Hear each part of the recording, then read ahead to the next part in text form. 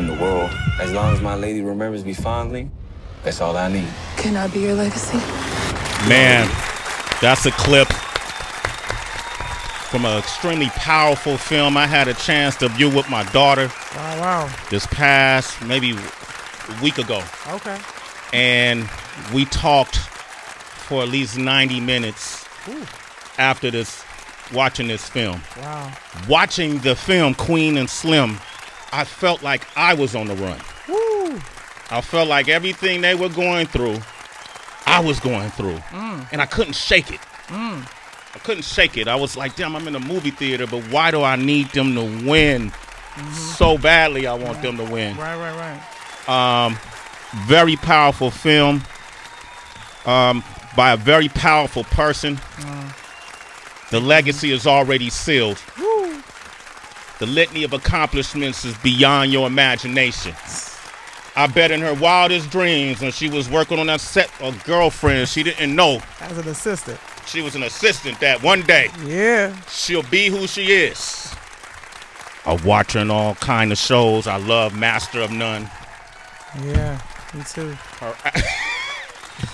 Her acting chops are incredible. DB, run it down the line, man.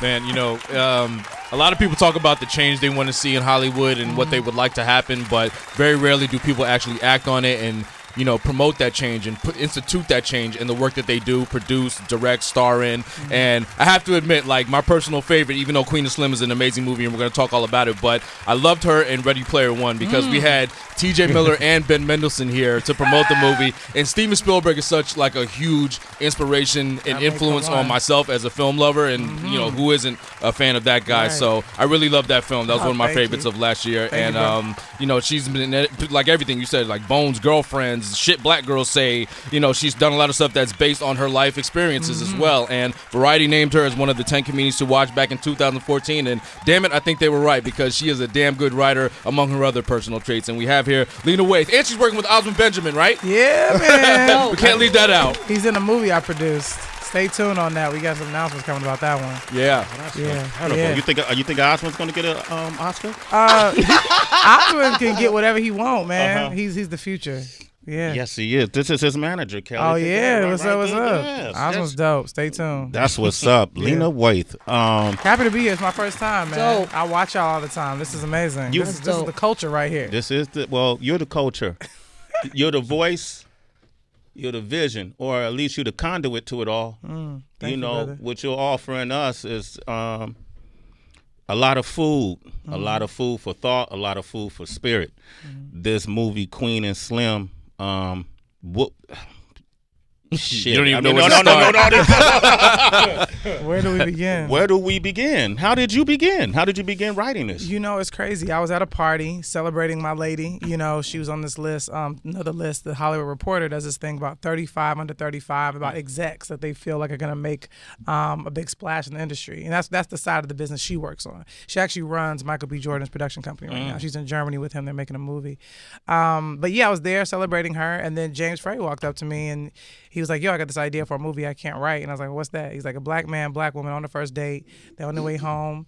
Police officer pulls him over. Things escalate quickly. They kill him in self-defense and decide to get in the car and run. And I was like, you're right. You can't write that. But I can. And I was like, he had like an outline and he had like a different title. And I was like, I don't want none of that. I was like, Tina Turner and What's Love Got to Do with It? I was like, I just want my name. I was like, just give me that and I'm going to run with it. And I was like, obviously, I'll share a story by credit with you. But I was like, I want to take this and let's make something out of it. And I think because something about a black person killing a police officer, it made me wonder, like, how would they be viewed? You know, even if it wasn't self-defense, would they be seen as vigilantes? Would they be seen as heroes? Would they be seen as, you know, people trying to start a race war? Like, but I just thought, what if they were just regular people who decided to survive? That's what they were. Like, they were like, we're not going to be another hashtag. We're going to make it out of this.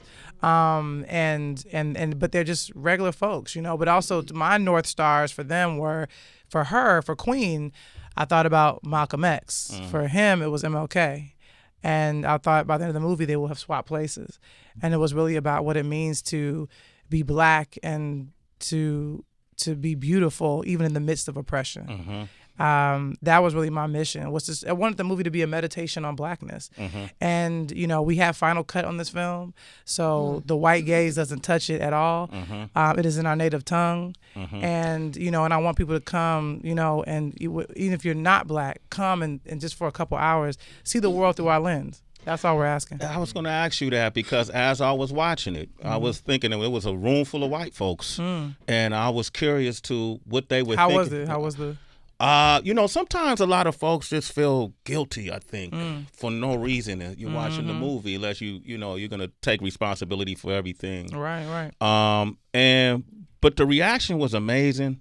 People gave it a standing O. Oh, wow. And I think people were enlightened. I think you successfully accomplished giving them what it's like being black and beautiful and oppressed in America. Right. And I think since you said that, that's what I was feeling watching the movie. That's our everyday life. Right. Black, beautiful as a mother. Yeah. But we living under oppression, surviving through it to the point where it's becoming oblivious to us. Absolutely. And when you bring the shit to the surface, other folks don't see it because they don't experience it. Right. Your movie, I think, because people fall in love with the characters, help them experience it. It's almost like virtual empathy. Yeah. You know what I mean? It's so interesting. There's a study that says if you're ever being held up, if somebody has a gun to your head, the thing you should immediately start doing is tell them personal things about your life. Tell them where you grew up. Tell them you have a kid. Tell them you just survived an illness. Because what it does is it makes it more difficult for them to kill you. Because you're humanizing yourself to them. And so to me, I think as an artist, I wondered to myself, if I can humanize black people enough, maybe they'll stop killing us. Lena Waithe, ladies and gentlemen. Shit. Before we start. This is real. I make a living off of trying to humanize black people. Yes. And I just try to, to me, it's like I want to be the Gordon Parks of screenwriters. I don't need to put sauce on it. I just want to capture us as we are. We're not heroes. We're not villains. We're human beings. And I think often we aren't seen as such. I do feel like it's open season on black bodies right now. And it is traumatizing to be watching the news and to see another name of a black person being killed in their own home by a police officer. And then weeks later, we see on the news that police officer is back on the force. Right. We are living in a constant state of trauma. And what I wanted to do was to really make people get a sense of what that's like, because even in the midst of darkness, we still laugh, we still make love, we still dance, we still can become the president of the United States. We continue to rise like the phoenix. And black people are always searching for freedom in some way. Always. That's why I think I always say this thing, like black people are always out of breath. We never get to catch our breath. We're always running from something. Whether it be white people, black people, or from ourselves. But I really wanted the film to be that, to really sort of capture all the things that we are. Like Slim is religious, Queen isn't. Slim is close to his family, she's not. She believes in bending the world. He wonders what's wrong with just existing in it. Sort of all these ideologies that black people sort of have to wrestle with. We had, which is amazing, Daniel Kaluuya came on the show. Brother. Yeah. That's my bro and for life. As you naming these characters, he had an interesting question. We told him you were coming, and it was like, man, give us something good. Lord. Okay, so here it is. Okay. Lena, why did you choose not to reveal their names? She's like, damn it. Oh, okay. There's a way I can answer this without giving anything away. Because that Queen and Slim are an algorithm. They're all of us. They represent black people. So I didn't want to give them like character names because that almost felt trite. It was more about when black people see them, I wanted them to see a piece of themselves. I want you to feel like what happens if you survive being pulled over by the police and now you got to like survive out here. But also you become icons. That's the thing. Because I also believe that black people create the heroes in which we need. We're always looking for someone to follow, tell us how to do, how to be. But then those heroes get killed. Whether you go from, Martin Luther King to Malcolm X and all the way down to another generation that made Tupac and Biggie our heroes. And then what happened to them? They got taken out. Killed. Yeah. Sometimes some argue by people in our own community. You know what I mean? And so that's the thing that people love gods and mortals. But the truth is, we're all mortal. We're all mortal. And then the film was really a meditation on immortality as well. Lena Waithe. That's interesting. Perhaps that's why I had that feeling of wanting them to win. And that's the thing. It's like I wanted to see them. and you don't know. You don't know what. I mean, we tell people to, when you see the film, to let other people experience it. It's not unlike Get Out. You don't want to tell people how it ends. You want people to experience the film, and that's what's so great about it is that people have been really kind about that. Folks are almost protecting the movie in a way. Like folks are like, well, just tell me how it ends. So I know they're like, people are being phenomenal. They're like, I refuse to do that. And I also ask that people respect, my craft and my artistry to not ruin it for people on Twitter or social media. Make them go get a ticket. Go get a ticket. Go experience it. Go see for yourself. But the truth is like there could be nothing worse than ruining this movie because even if you did ruin it for somebody, you still can't even like. That ain't enough. You got to see it. You got to experience it. Yeah, And that's the thing. The movie really, which I found in getting the feedback like I'm getting right now from you, which is so lovely. I realized that the movie is not to be watched. It is to be experienced. Experienced. You got And I'm really grateful for that. Lena Waithe is here. I read a post article, New York Magazine. You mentioned getting your own TV show in reference to The Chi. It's like getting beaten to death by your own idea.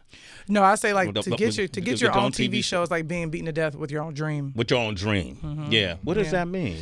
Why is that? There's nothing more difficult than being sort of the president of something you don't own. If that makes sense. Yeah. It's so funny when you hear a black person go, I sold a show. It's like you're celebrating them selling an intellectual property to a company to make more money off of it than they ever will. So what are we really celebrating? Yeah. I'm grateful to have The Chi, but I could be fired off of The Chi. I don't own it, but I created it. It's a thing that came out of my brain. I wrote that show. I'm from Chicago. It's people. I mean, my mother's name is, my uncle's name is in it, and my blood is on that show, but I don't own it. Now I'm happy it gets to you guys, but the studio owns it. And Showtime, distributes it. But it's difficult because if they give me a note about something that I know is not true, I got to take it because they pay the bills. Now, luckily, I've gotten to this place now. Finding the third season, I really have a lot more agency and I have more power because I've won it in me because I've gotten some stuff done. Like they just trust me. That relationship. Yeah. Got to go back. Hey. Yeah, no. She's turning on. Look, no, Showtime, the studio, they all cool. But there's a thing that comes with that where they're like, okay, we trust you more now. And I think a big part of that reason was why when it came to Queen and Slim, me and Melina did demand Final Cut. And I said I wouldn't take a note from a white person. And I'm grateful to Universal and our producing partners to agreeing to that. That's what's up, man. I like that. Lena Waithe. Fire. DB.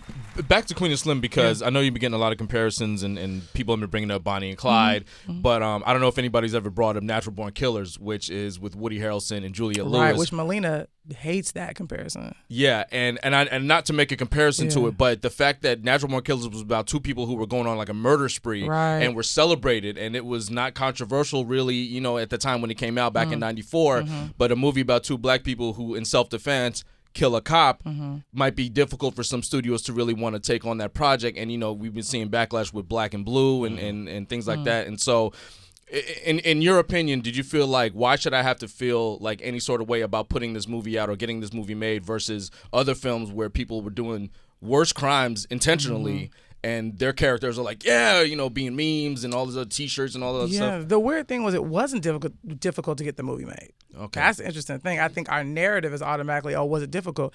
Well, they were pleased. We had this script. Daniel Kaluuya read it just as a friend and said, I got to be Slim. I was like, okay, well, hold up. Melina got to read it first. And so we'll go from there. She read it and was like, yep, this is our first movie. We're going to do it. I'm like, great. But Daniel want to be Slim. She's like, let me talk to him first. She went and spoke to him. She was like, yep, you're right. He's Slim. And so then it was three of us, the hard way. And we had this script that I thought was pretty strong, if I do say so myself.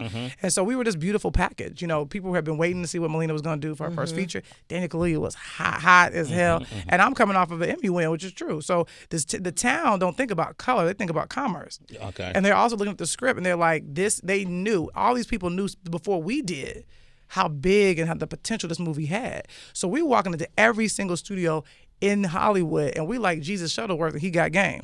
They're like, here's the red carpet, Jesus. Here's what it could be. And so it wasn't difficult. And that's when I said, Melina, we got to give Melissa demands because we have the leverage here. They want us. And that's why I said, I was like, yo, we got to shoot it and release it in the same year because this is urgent. And the big thing for us was Final Cut. I was like, we must have Final Cut, and that's unheard of for a first-time directorial debut for Melina. And I wanted Final Cut on the page. I was like, you guys can't give me any notes. And I also said for test screenings, I said if we do one, it'll be 100% Black audience, and what they say cannot have an effect on what we do in the film, because sometimes our Black community may say, well, I don't like that, or that was too much for me. It's like, well, sometimes I got to give the audience what they don't even know they need yet. So Donna was like, you got it, take it. And so it was like, it was a dream. And then we had complete autonomy. We were on set and we knew, and every day we walked into set, it was like walking on the hallowed ground. We knew what we were doing. We knew we were making something different and something special. And we didn't take it lightly at all. So it really was a beautiful experience getting it made. And we want to make sure that narrative is clear. It's that they wanted us. And then we asked for what we were worth. Woof. I like that. I think y'all have to. I think it'll be great. I'll say that. You don't have to do anything, but if you created a workshop or a seminar for young creatives, we got a whole Hillman Grad mentorship program. Okay. Yeah, we fund for people to go to writing classes. Okay. That's a big thing. People hit me up all the time and say, I want to be a writer. And I ask them, have you ever taken a writing class? Sometimes they say no, and the big reason is because they can't afford it. To follow your dream is a privilege. It is a privilege. Yes. And most people of color don't have that opportunity. So a big thing we also want to get into in the new year is sort of buying spaces for people to live. They don't have to pay for it. We want to do a deal with the car service so they can have cars, or they won't pay for their food. So all they can do is come out there and focus on the craft, focus on the grind, and so they can rise to the occasion. So that's a big thing we really want to do, is sort of level out the playing field so that way people of color can come to Hollywood and not feel like it's something foreign or something that only white kids get to be a part of. and we need that. It's like Absolutely. orientation. Yeah, man. To me, it's like my legacy will be how many people I can introduce into the game. You know what I mean? It's like that's really what I want. It's like I'm happy to make movies and to be a part of things, but how many folks can I put on?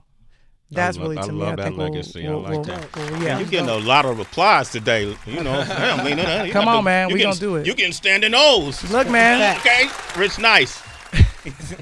Is there a conversation amongst Black Hollywood to introduce Afrofuturism into all of the films that are coming now? Because I saw I heard you say that you wanted to have these conversations with people, and you wouldn't let them in the studios, and you wouldn't let them tell you that they could have a final cut on your film. Is there a conversation amongst Black Hollywood to make sure that happens, and that Afrofuturism is very focused on what's coming? I mean, I think we as a community in Hollywood, and it's a beautiful, like, Black Hollywood is amazing. Like, we communicate with each other, we talk to each other, we big each other up. It's interesting when I got nominated for an Emmy, like, Issa was the first text. He's first one, you know what I'm saying? And Donald, it's like we really big each other up and we love each other. I mean, I think we're having different conversations. Like, we're all doing very different things. Like, Issa's doing the record label thing, and like Donald did something unique with that. It was sort of like a short sort of musical film on Amazon. Me over here doing Queen and Slim, but also working with many different directors and writers and doing the Hillman Grad mentorship program. And Ava's doing so many things with Array. And so we all have different things that we're trying to accomplish.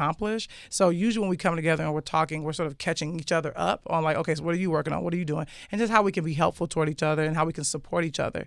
So, but I think, the final cut thing and ownership and financing are still conversations that need to be had. We haven't figured it out quite yet, but that's a big part of my mission is I want Black movies to be funded with Black money, and I want them to be distributed by Black companies. And we are a little far away from that, I ain't gonna lie, but I hope that eventually we'll get there, because that's really where the real money comes in. But right now, we still got folks making money off of Black bodies. It's still a plantation. The cotton just looks different. How far are we though? Like the distribution part? A while. Distribution is difficult. I mean, like Warner Brothers is an old studio. Like Universal is an old studio. Yeah. You know what I'm saying? Like Lionsgate, New Regency. These studios have been, in business for like decades. So we still got some catching up to do. But I think that we're running, and I think that's why it is important. Like when Get Out does numbers, when Moonlight wins Best Picture, if Queen and Slim does numbers, that's why I think it's almost different, because even though like Get Out is amazing, but Jordan Peele didn't have final cut on that.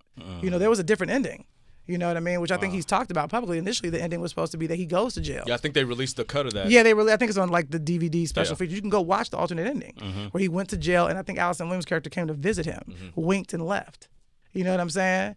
And so even though I love the way the movie ends, obviously Get Out is a classic, it's a perfect movie. But can you imagine what would have happened if, because I think they screened it for test audiences and they thought it was a little too depressing. So he said, okay, we'll give you guys a happy ending. We'll have Lil Rel pull up, boom, boom, boom. But imagine what impact that might have had we had the other ending where you walk out like, yeah, it don't matter. You know, we taking a hit. Yeah. You know, even though we saw what that character had been through. So I mean, whatever. It's all subjective. But you know, but still, Get Out did such an. Queen and Slim doesn't exist without Get Out success. Yeah. And so that's why it's like, but if our film does numbers at the box office, then it sends a shockwave through Hollywood that like, oh, those girls had Final Cut though. It hit different. They didn't take no white notes. Well, maybe the next movie we make, we do the same thing. All they do is follow the formula to get to the money. So with this formula is black on black on black on black. So y'all going to put y'all money toward it means you may get other films in the vein of Queen and Slim that's 100% pure. It ain't touched by white hands. I like that idea. Lena Waithe.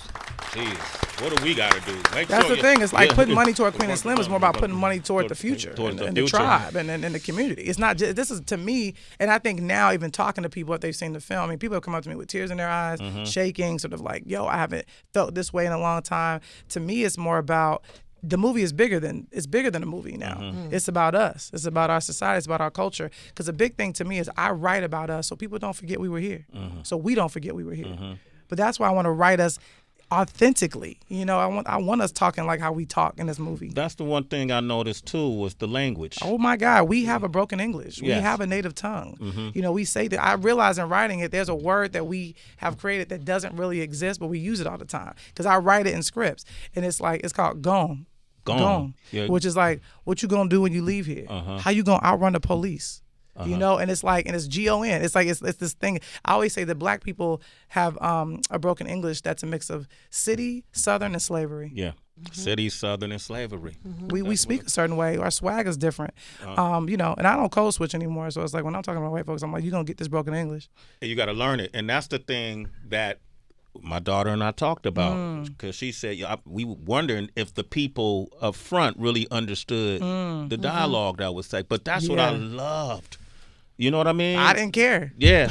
And that's what like, unapologetic, Lena Waithe. Right. Get it. All right, man. Big round of applause. Can you got to come back. I know. You got to come back. I'd love to, man. Yes. I'm dope. honored to be here. Like these conversations that happen here are really important to the culture. Thank you. Thank you. We're honored to have you. I was this morning. I just got off a flight, and I was so excited you were coming. And one of the things I was talking about was your swag. You know, I was like, yo, Lena Waithe, the swag master. He was. Yep. What'd I say? You said it. I was like, Swag shit. master. She gonna come. A little dressy here today. Yeah, I was Still like, fly dressy. though. Nah, look at the Sneaker game game. on. Got Pierre Moss. Yep. Let me Sneaker see game pull 'em up, on pull 'em fleeky. up.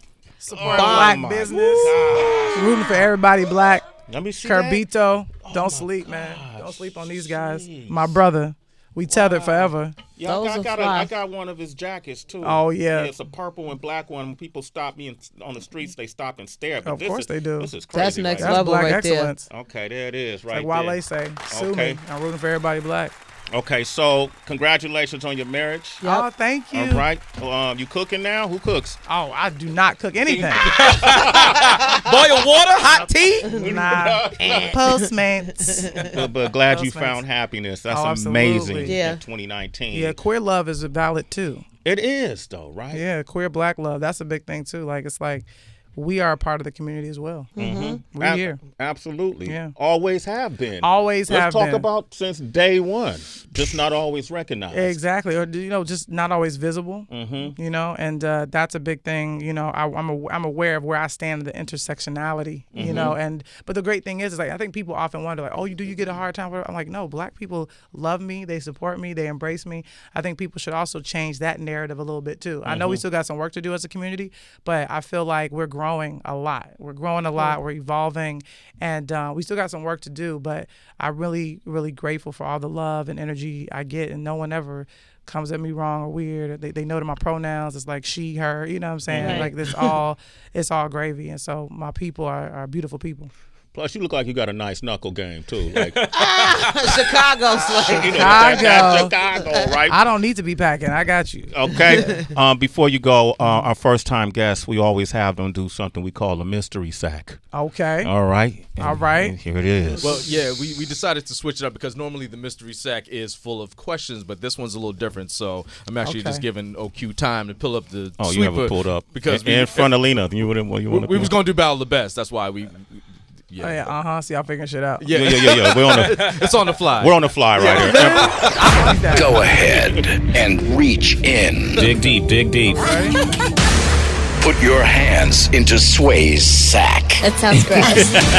It's Sway's Mystery Sack on Shade 45. Here we go. Okay, so break this down, Iconic. DD. All right, so the way this one works is that you're going to pull two names at a time. So you got one, Steven Spielberg, who you worked with on My Ready guy. Player One last year. And the guy. next one is... See who it is. There it is. Michael Jordan. Okay, so now out of the two, who would you pick to do a biopic on? Oh, wow. Ooh. Here's what I'll say, because it's funny, Steven Spielberg, who I love dearly so much, he has a wonderful documentary about him. It's called Spielberg on HBO, which you that's should true. check out. Yeah. Like, I watched it and I loved it, and it made me even more honored to be a part of his legacy. I would say Michael Jordan, just because he's such a mystery. Mm-hmm. He's such a mystery. Even though I'm from Chicago, I got to watch him play, at his height, but he really does represent this person that sort of surpassed race, sort of surpassed any kind of thing that we didn't think we could surpass, and he represents the best part of us in a way, in terms of what he was able to do with the basketball, what he was able to do with the shoe, what he was able to do with a sport, and so I think that he's just someone that's very interesting, and I'd be curious to know more about who he is as a man versus who he is as a player, as a business person. And he was doing all of this while losing his father and going through other issues that he had. So that would give so many layers. And very much a first, I'm because I'm doing a docu-series on Quibi. But anyway, about sneakers, and but to me it was very interesting that he was the first to have a shoe with his actual name on it, and him being a rookie coming in, and so you already have pressure coming in as a rookie into the league, but to have a shoe that didn't have enough white in it, so to speak, to get fined, and he just sort of was a bit of he was a good old boy that also had rebellious ways. And he also, talk about the influence. You have the LeBrons and the Kobes and Steph Currys, but they all have glimpses of him. In their DNA. They do. You can't not. And I just think that's fascinating, in that his legacy is intact, but you see pieces of his legacy on the court every time you watch a basketball game, which I think is kind of fascinating. What's the sneaker doc you doing? It's called You Ain't Got These. And it's all about, because they approached me to do a docuseries about sneaker culture, and I said, well, here's the thing. I'm not just going to do a thing about hype beasts and designers. I want to talk about why people of color who can't afford the shoes do everything they can to get them in order to feel whole. Oh, damn. What is it? What is it about these shoes that we need to make us feel equal? What is about these shoes that we need to make us feel worthy? Because there is a thing about, especially people of color, that all we had sometimes were the clothes on our back, was our swag, and now that's been commodified. So it has been packaged and sold to white America, and now we're trying to buy it back. So to me, I'm just wanting to get into the underneath the thing about sneaker culture, because I'm a sneakerhead myself. But it's like Gerard Carmichael said in the special, "Who hurt you?" When you see somebody with a bunch of sneakers, who hurt you? Oh shit! I got 100 pair in my house. We trying to buy our freedom through shoe boxes. Lena Waif, ladies and gentlemen, give a big round of applause. You took the game to the next level. A jewel. Lena, you have allies in us. Oh, I appreciate that. Okay. You got to ally me. Okay, You ever need thank you. something, I got you. And Thank you, Lena. continued success. And thank you for brother. putting Oswin. Oswin. He did it. He came through. He's an icon living, man. There it is. Truly. Oh shit, he gonna love to hear that. Yeah, man. All right. He's that good. Continued success. Queen and Slim, make sure you have that experience. November 27th. Take your whole crew, man. Take the family. Yeah, you got to take some people, because you're going to have to talk about it. Yeah. Yeah, You're gonna talk about it. You cannot walk out and not talk about it. And so take your family Take your neighbors, take your white neighbors, and Talk about it on take- Thanksgiving the next day. Yes. Yeah, we All need right. leftovers. Just keep seeing it, Lena. Congratulations, Thank you continued so much. success. Yes, I yes. appreciate you. Tell your lovely partner we said hi. I will. Okay. I will. All right, absolutely. We got LL Cool J coming up next. Yeah, he got that chain. I saw him in the green room. You was about to snatch it. All right.